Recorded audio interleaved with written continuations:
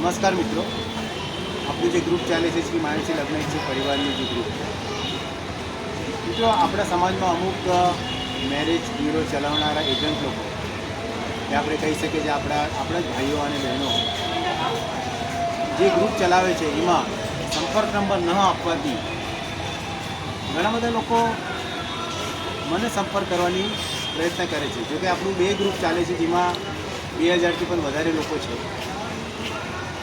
પણ જ્યારે પણ મને લોકો મેસેજ કરે છે કે આ ભાઈને તમે ઓળખો છો કે આ બેનને તમે ઓળખો છો કે, પછી હું જોઉં છું કે આ તમને ક્યાંથી મળ્યું.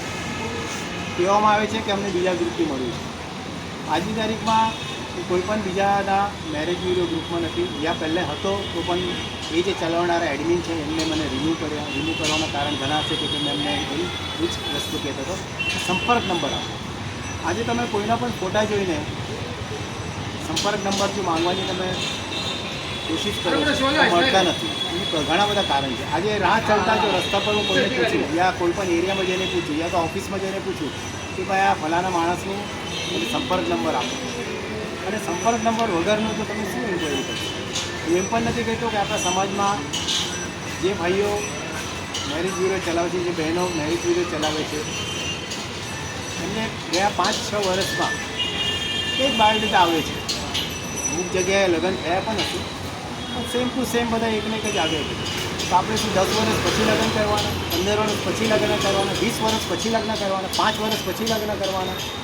એટલે જ્યારે પણ મને જે લોકો પણ મેસેજ કરે છે કે આ બેનનો નંબર મળી શકે છે કે આ ભાઈનો નંબર મળી શકે છે, કે મહેરબાની કરીને મારી દરેકને વિનંતી છે કે આ જે મેરેજ બ્યુરો ચલાવનારા છે જે તમારા જ કોન્ટેક્ટ નંબર કાઢીને, સંપર્ક નંબર કાઢીને પોતાના ગ્રુપમાં મૂકે છે, તો એમને હવે શું બોલવાનું.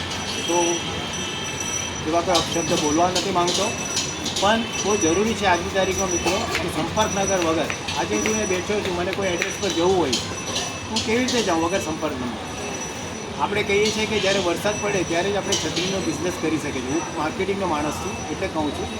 અને બીજા કોઈ આપણે આજની તારીખમાં જોઈએ તો જૂન, જુલાઈ, ઓગસ્ટમાં છત્રી વેચાઈ શકે છે, પણ બાકીના મહિનામાં સમજો કે ગરમીના સિઝનમાં તમે છત્રી વેચી શકશો. એટલે જ્યારે લગ્ન કરવાની જ્યારે આપણું એક સમય છે, એ સમય જો આપણે લગ્ન નક્કી થઈ જાય તો કેટલું સરસ રહેશે.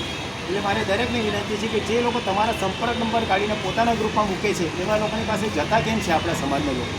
મને ઘણો આજની તારીખમાં ગુસ્સો પણ આવે છે, અને પણ શું બોલવાનું, આપણા જ ભાઈઓ છે, કોની તકરાર કરવાની.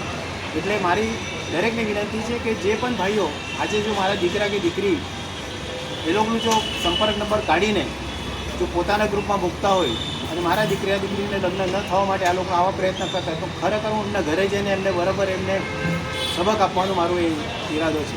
મારું દરેકને વિનંતી છે, ચૂપ નહીં બેસો. આવા લોકોને જેને સંપર્ક કરો ને કેવું ભાઈ મારા દીકરા કે મારી દીકરીના સંપર્ક નંબર કાઢીને તમે કેમ ગ્રુપમાં મૂકો? આજે ઘણા બધા લોકો મને મેસેજ કરે છે કે આ ભાઈનો નંબર મળી શકે છે કે બહેનનો નંબર મળી શકે છે. કેવી રીતે આપું? સંપર્ક નંબર જ નથી. એટલે આપણા જે ગ્રુપમાં કેટલી સરસ રીતે લોકોના સંપર્ક નંબર સાથે આપણે મૂકે છે એટલે લગ્ન વધુ વધુ થઈ રહ્યા છે. આજ હું કહેવા માટે આ વિડીયો બનાવ્યો છે અને રસ્તા પર બેસીને તમને વિડીયો બનાવું છું. જય માયાવંશી.